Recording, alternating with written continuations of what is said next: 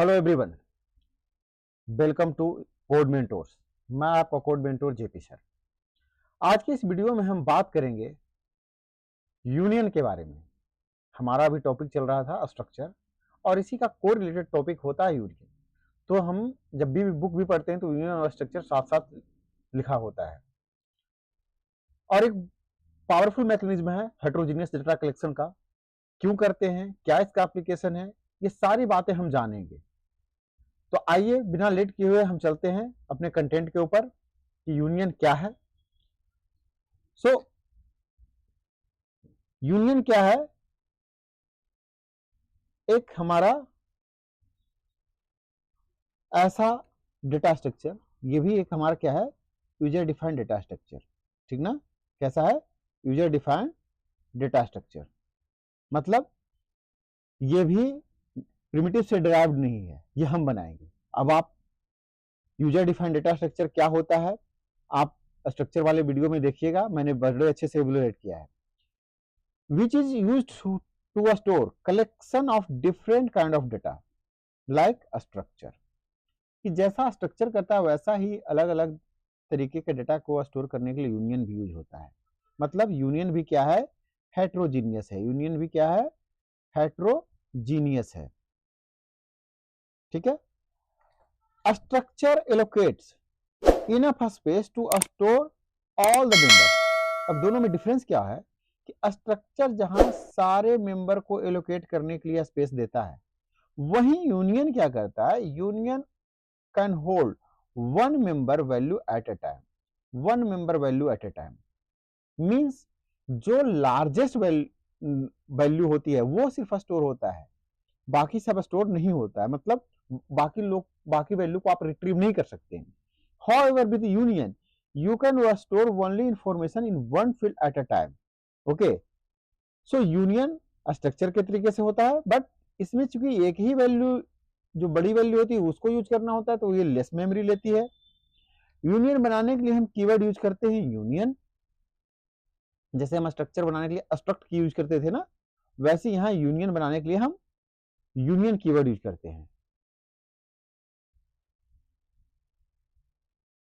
Union, sorry, not a structure, union in a C, union in C. Okay.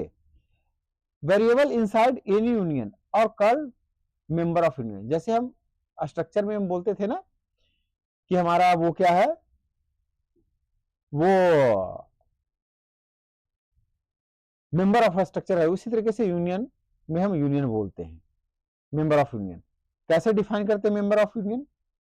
तो union बनाने के लिए हम इस तरीके से करते हैं कि पहले यूनियन कीवर्ड लिखते हैं, उसका नाम लिखते हैं।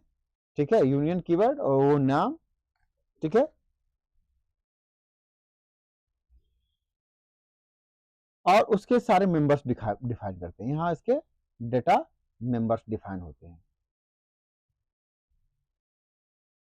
ठीक है?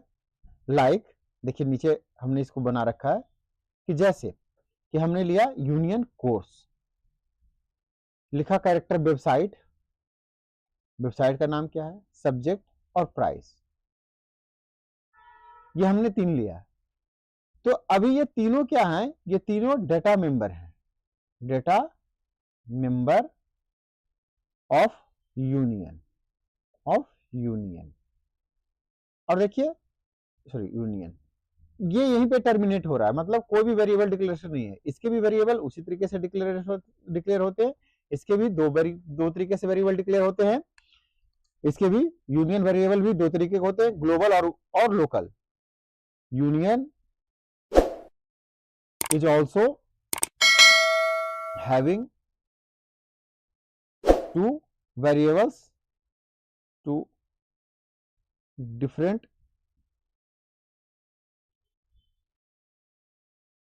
variables, global and local। अब हमें पता है कि ग्लोबल का हाँ, जब हम यहीं पे डिक्लेयर कर देंगे तो ग्लोबल होगा। अगर यहीं पे मैं कुछ कोर्स C1 बना लेता हूं, अगर मैं यहीं पे कोर्स C1 बना लेता हूं, तो ये क्या होगा? एक ग्लोबल डिक्लेरेशन होगा। ऐसे डिक्लेरेशन को क्या बोलते हैं? ऐसे डिक्लेरेशन को हम बोलते हैं ग्लोबल डिक्लेरेशन। ग्लोबल डिक्लेरेशन, ठीक है। और अगर हम किसी फंक्शन, इनसाइड फंक्शन अगर करना है, इनसाइड फंक्शन, तो उसको बोलते हैं लोकल डिक्लेरेशन। तो अगर इनसाइड फंक्शन करना होता तो हम क्या करते हैं? लोकल बनाने के लिए, मतलब लोकल बनाने के लिए हमें क्या करना होता है? तो लोकल बनाने के लिए हमें लिखना पड़ता है उसी तरीके से यूनियन, कोर्स और C1। तो ये एक लोकल डिक्लेरेशन होता है। ये क्या होता है? लोकल डिक्लेरेशन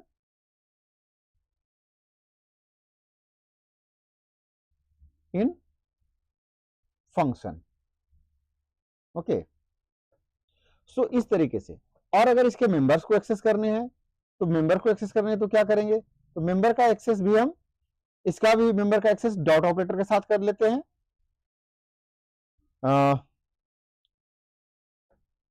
बी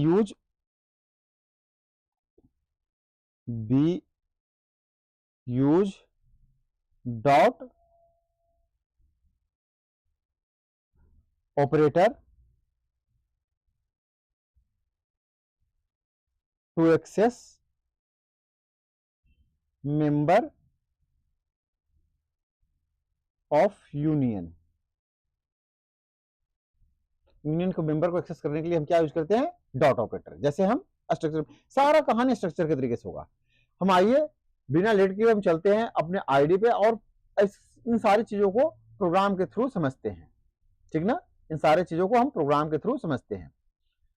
तो हम सबसे पहले एक यूनियन बनाते हैं, और मैंने जैसा बताया था, चलो इसी में रहने देते हैं, स्ट्रक्चर वाले फोल्डर में हम यूनियन 1.c,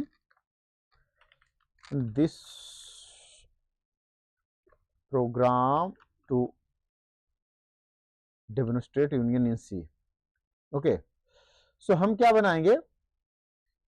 एक बनाते हैं यूनियन जॉब, यूनियन जॉब नाम से बनाते हैं, ठीक है। ऐसा बना लिया। अच्छा, इसमें एक चीज, एक बात और की जो हम करना चाहेंगे, यहाँ लिख देते हैं कि ओनली वन मेंबर, क्या लिखा है? Only one member can hold a value any time. ठीक है, परफेक्ट परफेक्ट परफेक्ट। चलो, अब हम यहीं पे इसका, सॉरी, यहीं पे इसका एक ग्लोबल वेरिएबल बना लेते हैं। ग्लोबल वेरिएबल जैसा job1, ठीक है। लिख लेते हैं इंट मेन, ठीक है। और मेन के अंदर हम इसकी कहानियां लिखते हैं। तो पहले तो भाई इसको एंट्री करने दो, आप ही लिख देते हो ये, ठीक। क्या लिखा? चलो, accessing member, S job, size of name, size of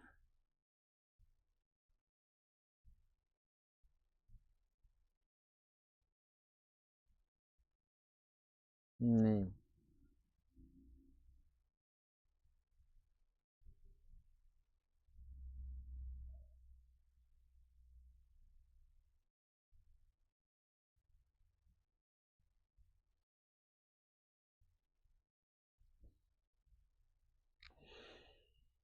चलो ठीक है, इसी को समझा देते हैं।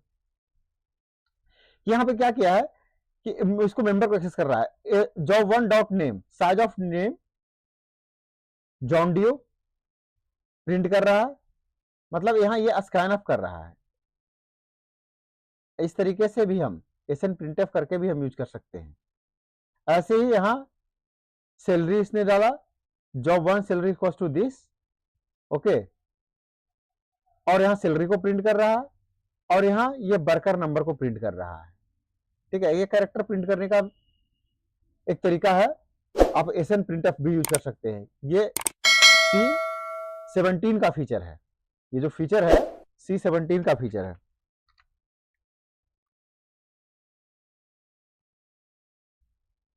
चलो मैं इस प्रोग्राम को करता हूं, CLS GCC यूनियन 1,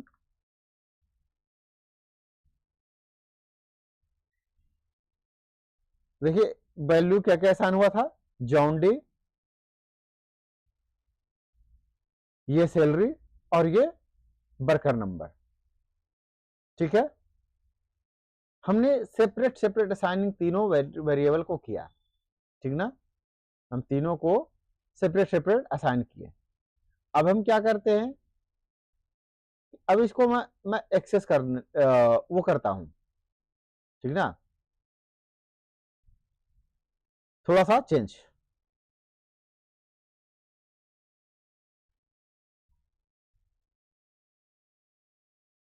इस एग्जांपल को भी रहने देता हूं, only last assignment variable hold the valid value, previous value are overwritten. जो लास्ट वैल्यूज है ना, यहाँ लिख दिया गया नोट्स, वो सिर्फ होल्ड करेगा जो प्रीवियस वैल्यू जो हमने अब तक किया है और ये कर रहे हैं और प्रिंट कर रहा है। तो ऐसा नहीं कि सबका, अभी अब अगर मैं इन सबको एक बार प्रिंट करूं, अगर मैं यहां से ना उठा के अब मैं यहां प्रिंट करूं, देखो अभी तो प्रिंट होना चाहिए। अभी आपको समझ में आएगा मैं क्या कहना चाह रहा हूं। अगर मैं यहां प्रिंट करूं तो यहां प्रिंट होना चाहिए। अभी कंट्रोल एस करते हैं के लिए, सॉरी यानी टर्मिनल में जाते हैं, CLS, अब रन करते हैं। देखो बाकी में 0 0 क्यों आ गया और इसमें कोई गार्बेज वैल्यू क्यों आ गया नेम के अंदर।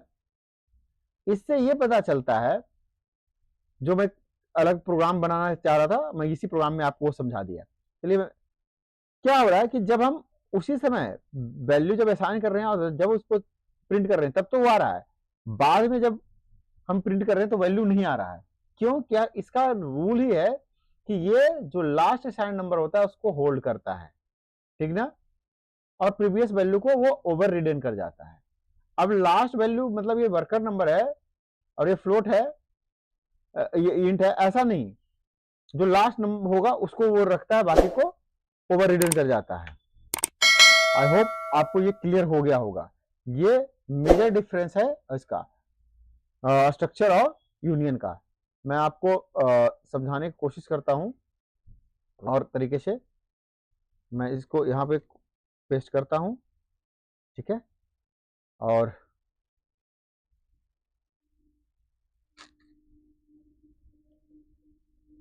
देखिए जब हम यहाँ पर जब हम एक्सेस कर रहे थे, प्रिंट कर रहे थे, तो यहाँ पर हमने इसको असाइन किया है और यहाँ पे प्रिंट कर रहे हैं, यहाँ पे प्रिंट होगा, यहाँ पे असाइन किए हैं, यहाँ पे प्रिंट होगा, और हमने यहाँ पे असाइन किया, यहाँ पे प्रिंट होगा। लेकिन जब हम बाद में इसको प्रिंट कर रहे हैं, जब यहाँ पे प्रिंट किया तो वर्क नंबर होगा प्रिंट, बाद में जब हम सैलरी और नेम प्रिंट कर रहे हैं तो ये प्रिंट नहीं होगा, क्योंकि इसका फीचर ही कहता है कि ये जो लास्ट असाइन रहता है वो वैल्यू सिर्फ होल्ड करता है, प्रीवियस को वो ओवर रिडन कर जाता है। ये कॉन्सेप्ट है हमारा यूनियन का। एक और एग्जांपल लेते हैं, देखते हैं कि दोनों में साइज किसका बड़ा होता है, कैसे साइज रिटर्न करता है। तो एक और एग्जांपल हम लेते हैं यूनियन का, ठीक है, एक और एग्जांपल हम लेते हैं यूनियन का, जिसमें हम आपको क्लियर करते हैं यूनियन 2.c।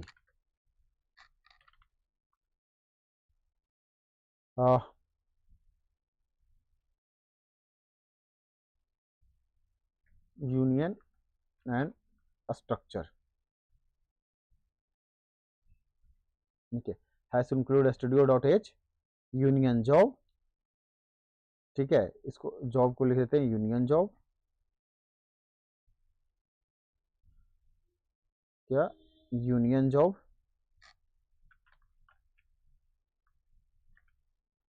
और ऐसा ही एक बनाते हैं स्ट्रक्चर जॉब, स्ट्रक्चर जॉब, ठीक है, इसको भी हटा दो, परफेक्ट। अब मेन के अंदर लेते हैं, अच्छा इनकी वेरिएबल्स बना लेते हैं, यहीं पे एक काम करते हैं, इनकी वेरिएबल्स यहीं पे डिक्लेयर कर लेते हैं, यू जॉब और एस जॉब, यू जॉब और एस जॉब, दोनों को ग्लोबल वेरिएबल डिक्लेयर कर लेते हैं। ठीक है, परफेक्ट। इंट मेन, और मेन के अंदर कुछ नहीं करते हैं, मेन के अंदर जस्ट हम प्रिंटफ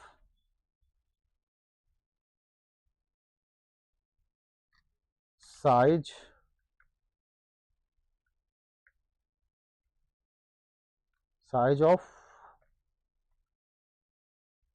यूनियन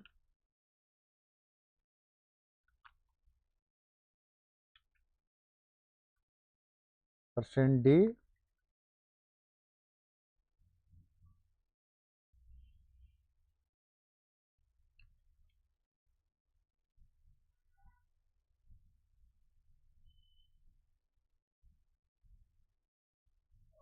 ठीक है, साइज ऑफ स्ट्रक्चर।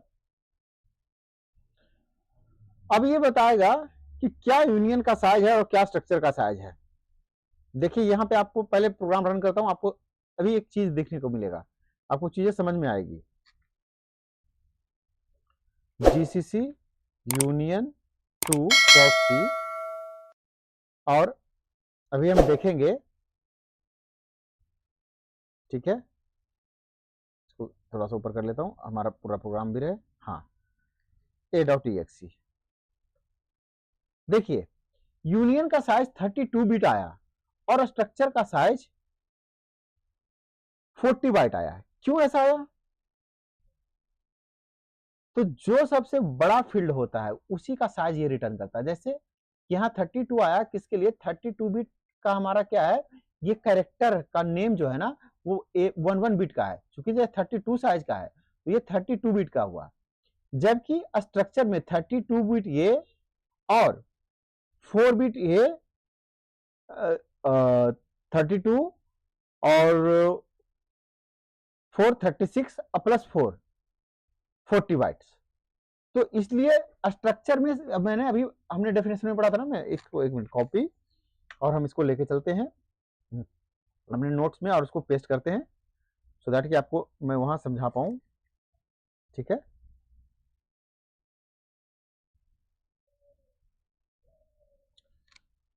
कि देखो जब हम ये कर रहे हैं तो यहां क्या हो रहा है कि इसी वैल्यू की, सिर्फ इस वैल्यू की 32 बिट, क्योंकि हमें पता है कैरेक्टर क्या लेता है, 1 बिट लेता है।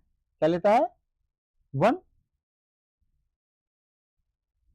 1 बाइट, ठीक ना,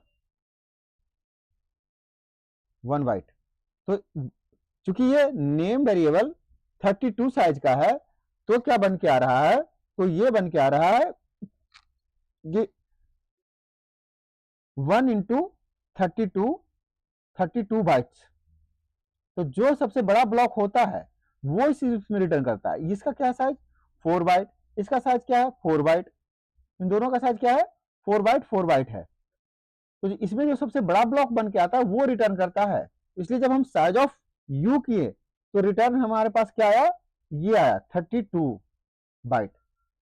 बट स्ट्रक्चर में ऐसा नहीं होता। स्ट्रक्चर में ये 32 बाइट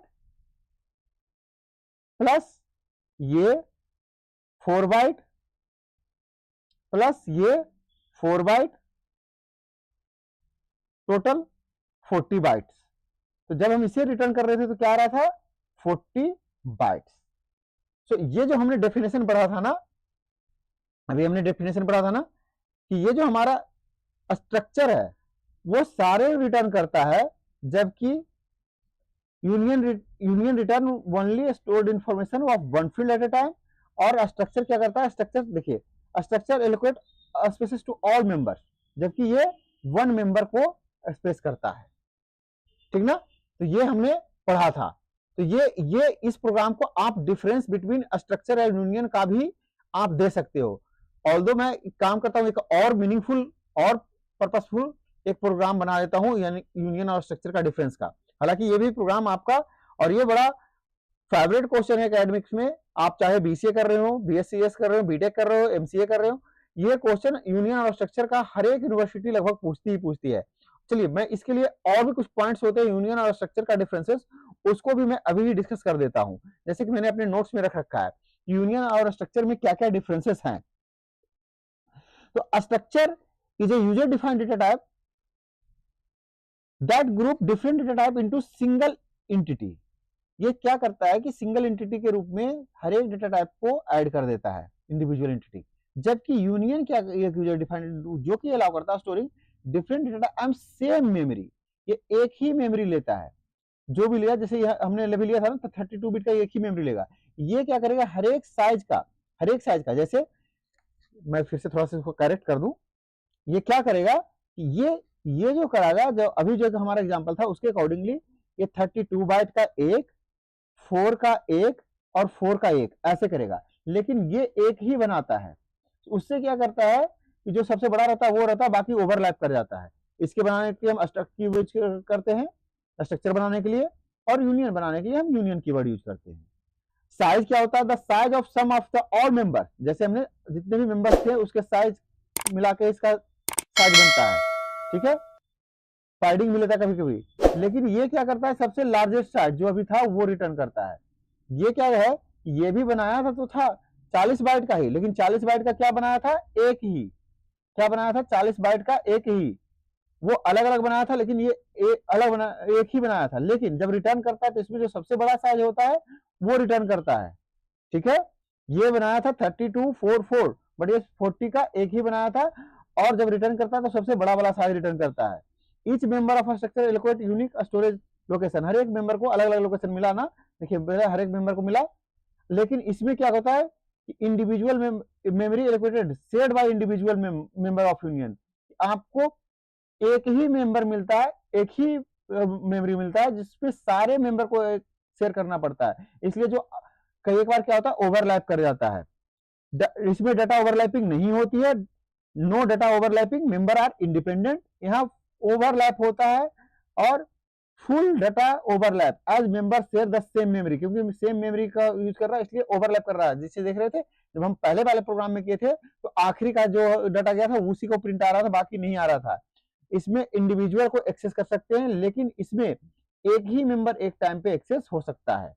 जैसे हम बाद में जब एक्सेस कर रहे थे तो नहीं आ रहा था ना बाकी, तो उससे प्रूफ होता है कि एक ही। तो ये आप मान लीजिए कि ये बहुत ही इंपॉर्टेंट है, ये आपका क्वेश्चन पूछता है। मैं जो एक्सप्लेनेशन है अब मैं फिर से रिरेज कर देता हूं, तो ताकि आपके पास एक नोट सा रह जाए, ठीक है, एक नोट सा रह जाए। आप इसे चाहे तो स्क्रीनशॉट करके वीडियोस के सामने में रख लीजिएगा, ये क्वेश्चन आपके बहुत इंपॉर्टेंट है, मैंने सारे पॉइंट समझा दिया, ठीक है। तो ये आपके नोट्स के लिए दे दिया, और फिर एक्सप्लेनेशन के लिए अगर रखना है तो सॉरी कंट्रोल बाय, अगर एक्सप्लेनेशन के लिए रखना है तो कंट्रोल जेड जेड, नहीं हो रहा है, चलो कोई बात नहीं, आप एक्सप्लेनेशन के लिए पहले वाला रख लीजिएगा।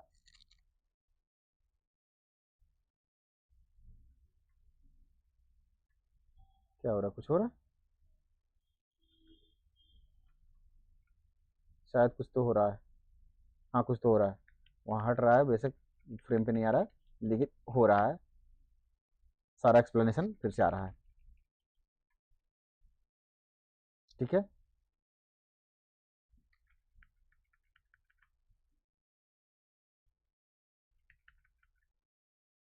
तो आपके पास एक्सप्लेन किया हुआ भी आ गया और वो भी आ गया नोट्स के लिए। अब एक फाइनल प्रोग्राम हम इसका बना देते हैं जो कि आपको दोनों का डिफरेंस प्रॉपर समझा पाए। ये भी हालांकि डिफरेंस ही समझा पाया था, ये भी प्रोग्राम करेक्ट है। एक प्रोग्राम और हम बना देते हैं जो कि डिफरेंस बताएगा यूनियन और स्ट्रक्चर का। तो ये ज्यादा बड़ा टॉपिक नहीं था क्योंकि उसी का रिलेटेड टॉपिक था, तो हम इतने में कवर कर पाएंगे। Program that clearly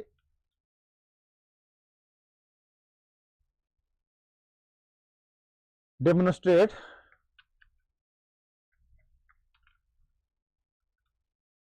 the difference between union and structure in C. Perfect.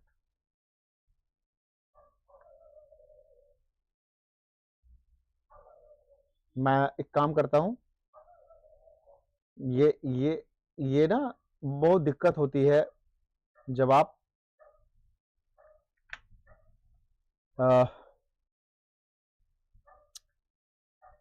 किसी कोड को आप कोड देते हो, वो एक ही तरीके से राइट कर देता है, मैं एक एग्जांपल जो लिया हूँ वही लेगा। मैं एक काम करता हूँ, मैं मेरा प्रीवियस एग्जांपल है उसे ले लेता हूँ। ठीक है, ये हमारा वो प्रीवियस एग्जांपल है जहां हमने एक स्ट्रक्चर बनाया है। ये प्रीवियस एग्जांपल मैंने इसलिए यूज कर लिया कि हमारा वीडियो का लेंथ थोड़ा कम रहे, क्योंकि ये भी 25 मिनट्स हो ही गया है। एक हमने बनाया structure job, structure data, int value, float और स्ट्रिंग वैल्यू, जिसका लेंथ हमने डिफाइन कर दिया कंस्टेंट में मैक्स 5। ऐसे ही हमने यूनियन के लिए भी बनाया है। ये हमने स्ट्रक्चर के लिए बनाया, ये हमने यूनियन के लिए बनाया है। अब हम प्रिंट कर रहे हैं, इधर प्रिंट कर रहे हैं किसका, स्ट्रक्चर डाटा को, और इधर प्रिंट कर रहे हैं यूनियन डाटा को। ठीक है, अब हम अपना मेन के अंदर दोनों का एक एक वेरिएबल बनाए हैं, माई स्ट्रक्ट माई यूनियन। माई स्ट्रक्ट जैसे वैल्यू हम यहाँ असाइन कर रहे हैं 10, 25 या हेलो स्ट्रक्चर के थ्रू। ठीक है, और ऐसे यूनियन के लिए हमने वैल्यू असाइन कर दिया। अब जब हम इन दोनों को प्रिंट कर रहे हैं, माई स्ट्रक्ट और माई यूनियन, तो देखिए क्या होता है। अब इसको रन करते हैं, CLS GCC यूनियन 3.c और इसको रन करते हैं। देखिए अब आप समझिए कि स्ट्रक्चर डाटा में तो जो हमने डाला था वो आया 10, 25, 20.5, 50 हेलो स्टूडेंट। यूनियन डाटा में क्या आया, इंटीजर का जो वैल्यू हमने डाला था, देखिए जो वैल्यू हमने यूनियन में इंटीजर का डाला था आया क्या, नहीं, गार्बेज वैल्यू। फ्लोट का क्या आया, गार्बेज वैल्यू। और इसका क्या आया, हेलो यूनियन। तो ये जो आखिरी का डाटा देता है उसी का वैल्यू रखता है, बाकी का वैल्यू नहीं रखता। ठीक है, इससे ये प्रूफ हो गया। तो आप दोनों तरीके से प्रूव कर सकते हो, वैल्यू के थ्रू भी प्रूव कर सकते हो दोनों का डिफरेंस, और अभी मैंने जो सेकंड एग्जांपल बताया था यूनियन साइज के थ्रू, आप उसके थ्रू भी कर सकते हो। तो आई होप कि ये आपको क्लियर हो गया होगा यूनियन और स्ट्रक्चर का डिफरेंसेस। तो मैं एक बार इस प्रोग्राम को आपके सामने पूरा रख देता हूं, आप इसको देख के टाइप कर लें और टाइप करके समझें। फिर भी अगर कुछ फ्लो में आपको दिक्कत होता है तो आप हमसे पूछ सकते हैं वीडियो पे कमेंट करके, हम आपको और भी एक्सप्लेन करके वीडियो बना देंगे।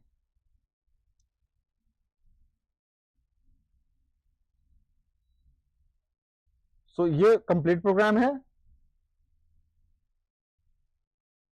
आई होप आपके पास अब कंप्लीट प्रोग्राम आ गया होगा।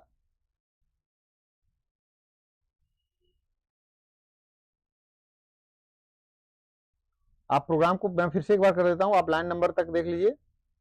यहां तक लाइन नंबर 21 है, फिर 21 के बाद मैं आगे कर देता हूं, 41 तक आ गया है, और फिर एंड ये है प्रोग्राम का।